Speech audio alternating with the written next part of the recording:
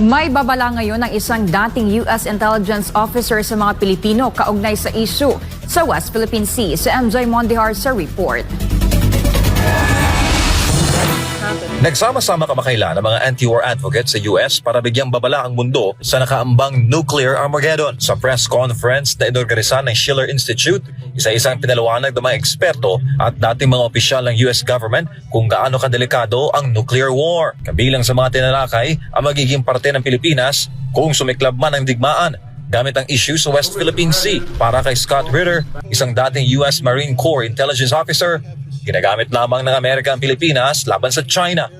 We are using you. You are a tool, nothing but a tool. And when the tool ceases to be useful, we will discard you. Ani Ritter, na nagsilbi rin bilang Weapons Chief Inspector ng United Nations, ang issue sa West Philippine Sea ay ginagamit ng kanyang gobyerno para gulangan ng